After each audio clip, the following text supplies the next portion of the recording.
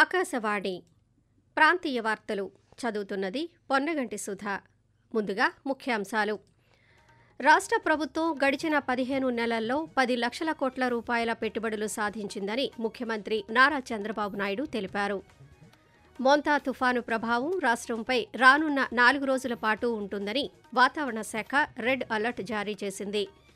ప్రధానమంత్రి నరేంద్ర మోదీ మన్ కీ బాత్ 127వ సంచిక రేపు ఉదయం 11 గంటలకు ప్రసారమవుతుంది. ఆస్ట్రేలియాతో జరిగిన 3వ వన్డే క్రికెట్ మ్యాచ్లో భారత్ 9 వికెట్ల తేడాతో భారీ విజయం సాధించింది. ఇక వార్తల వివరాలు. యుఏఈ పర్యటన విజయవంతమైందని ముఖ్యమంత్రి నారా చంద్రబాబు నాయుడు పేర్కొన్నారు. ఆయన ఈ పర్యటన ముగించుకుని ఈరోజు ఉదయం హైదరాబాద్ చేరుకున్నారు.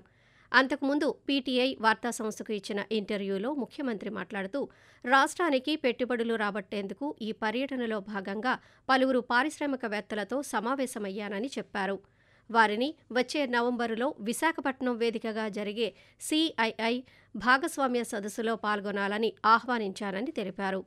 గత 15 నెలల్లో తమ ప్రభుత్వం 10 లక్షల కోట్ల రూపాయల పెట్టుబడులు సాధించిందని, మరో 5 లక్షల కోట్ల రూపాయల పెట్టుబడులు రాబట్టేందుకు ప్రణాళికలు సిద్ధం చేస్తున్నామన్నారు.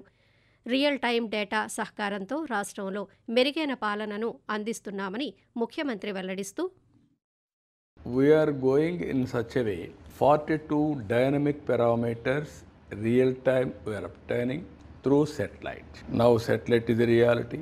You can take a map. I can predict the crop, how much it is going to come. I can plan for market. These are all various angles. Now CCTV cameras. Everywhere there is a CCTV camera. Any anti-social element we can identify, we will prevent the crime. Like that, IoTs, sensors, everything. Real time, I will collect data.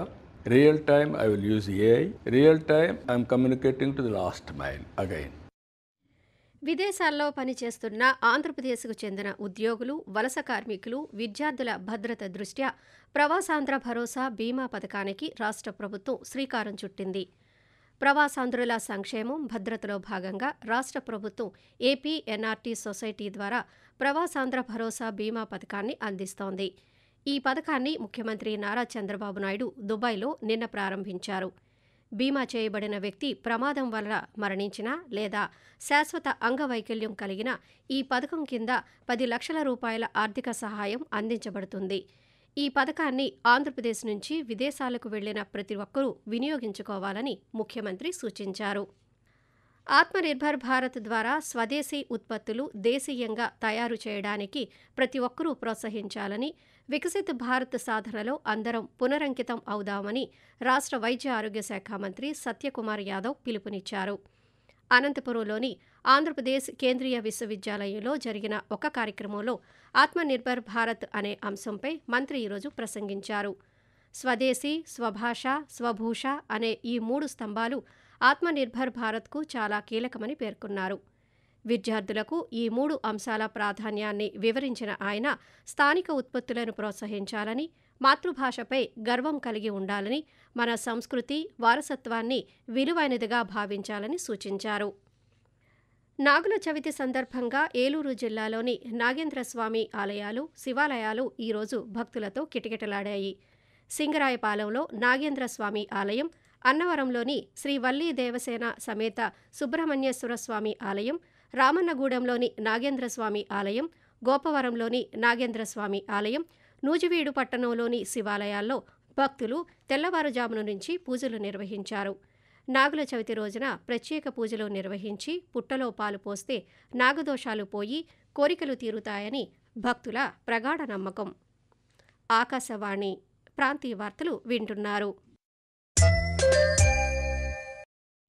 ప్రధానమంత్రి నరేంద్ర మోదీ తన మనసులోని భావాలను ఆకాశవాణి ద్వారా దేశ ప్రజలతో పంచుకునే మన్ కీ బాత్ మనసులోని మాట కార్యక్రమం 127వ సంచిక రేపు ఉదయం 11 గంటలకు ప్రసారమవుతుంది.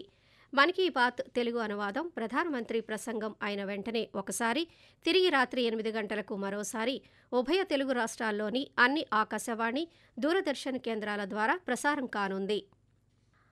ఆగ్నేయ బంగాళాఖాతంలో వాయుగుండం కొనసాగుతోందని, ఇది గంటకు 7 కిలోమీటర్ల వేగంతో కదులుతోందని అమరావతిలోని వాతావరణ కేంద్రం అధికారులు తెలిపారు. ప్రస్తుతానికి ఈ వాయుగుండం పోర్టు బ్లెయిర్కి 440 కిలోమీటర్లు, విశాఖపట్నానికి 970 కిలోమీటర్లు, చెన్నైకి 970 కిలోమీటర్లు, కాకినాడకు 990 కిలోమీటర్లు, ఒడిశాలోని గోపాల్పూర్కు 1040 కిలోమీటర్ల దూరంలో కేంద్రీకృతమై ఉందని పేర్కొన్నారు.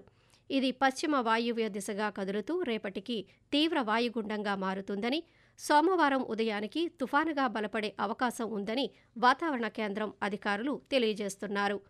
మంగళవారం ఉదయానికి తీవ్ర తుఫానుగా మారి మచిలీపట్నం, కళింగపట్నం మధ్య కాకినాడ సమీపంలో తీరాన్ని దాటే అవకాశం ఉందని వెల్లడించారు. అలాగే ఆంధ్రప్రదేశ్ మీదుగా దిగువ ట్రోపో ఆవరణంలో ఈశాన్య తూర్పు గాలులు వీస్తున్నాయని, వీటి ఫలితంగా రాబోయే 2 రోజులకు సంబంధించిన వర్ష సూచనలను వాతావరణ అధికారి ఎం వెంకట్రావు తెలియజేస్తూ, ఆంధ్రప్రదేశ్ మరి యానాంలో దిగువ ట్రోపో ఆవరణంలో ఈశాన్య గాలులు మరియు తూర్పు గాలులు వీస్తున్నాయి. వీటి ఫలితంగా ఈ రోజు ఉత్తర కోస్తా ఆంధ్రప్రదేశ్, యానాం, దక్షిణ కోస్తా ఆంధ్రప్రదేశ్, రాయలసీమలో తేలికపాటి నుంచి మోస్తరు వర్షాలు, ఉరుములతో కొన్ని జల్లులు కొన్ని చోట్ల కురిసే అవకాశం ఉంది. రేపు అనేక చోట్ల కురిసే అవకాశం ఉంది. ఈ రోజు ఉత్తర కోస్తా ఆంధ్రప్రదేశ్, యానాం, దక్షిణ కోస్తా ఆంధ్రప్రదేశ్, రాయలసీమలో ఉరుములతో కూడిన మెరుపులు మరియు ఈదురుగాలు గంటకు 35 నుంచి 45, గరిష్టంగా 55 కిలోమీటర్ల వేగంతో వీచే అవకాశం ఉంది.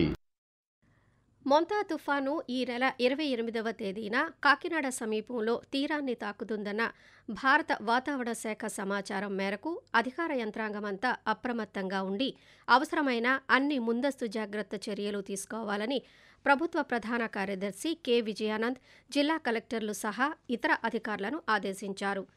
తుఫాను ముందస్తు సన్నాహక చర్యలపై ఆయన ఈరోజు అధికారులతో టెలికాన్ఫరెన్స్ నిర్వహించారు. తుఫాను ప్రభావం ఉండే అన్ని మండలాల్లో వెంటనే కంట్రోల్ రూమ్లు ఏర్పాటు చేయాలన్నారు.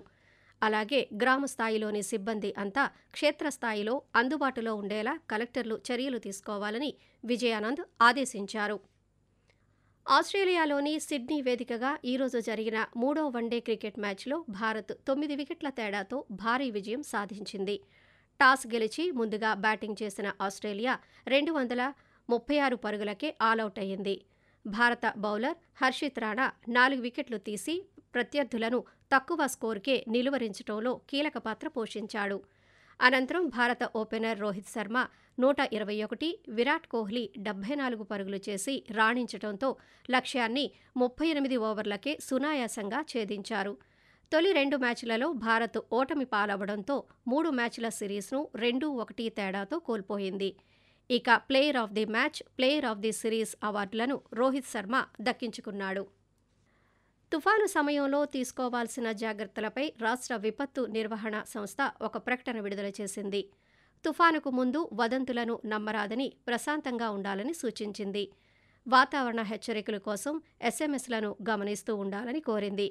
విశ్వసనీయమైన సమాచారం కోసం రేడియో వినాలని, వార్తాపత్రికలు చదవాలని పేర్కొంది. తుఫాను సమయంలో బయట ఉన్నట్టయితే దెబ్బతిన్న పాత భవనాల్లోకి ప్రవేశించకూడదని, వీలైనంత త్వరగా సురక్షితమైన ప్రదేశంలో ఆశ్రయం పొందాలని సూచించింది. చెట్లు, విద్యుత్ స్తంభం కింద ఎప్పుడూ నిలబడకూడదని తెలియజేసింది. ఆకాశవాణి ప్రాంతీయ వార్తలు ముగించే ముందు ముఖ్యాంశాలు మరోసారి.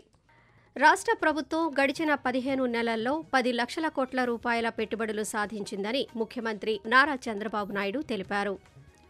మొంతా తుఫాను ప్రభావం రాష్ట్రంపై రానున్న 4 రోజుల పాటు ఉంటుందని వాతావరణ శాఖ రెడ్ అలర్ట్ జారీ చేసింది. ప్రధానమంత్రి నరేంద్ర మోదీ మన్ కీ బాత్ 127వ సంచిక రేపు ఉదయం 11 గంటలకు ప్రసారమవుతుంది. ఆస్ట్రేలియాతో జరిగిన 3వ వన్డే క్రికెట్ మ్యాచ్లో భారత్ 9 వికెట్ల తేడాతో భారీ విజయం సాధించింది. ఆకాశవాణి ప్రాంతీయ వార్తలు ఇంతటితో సమాప్తం.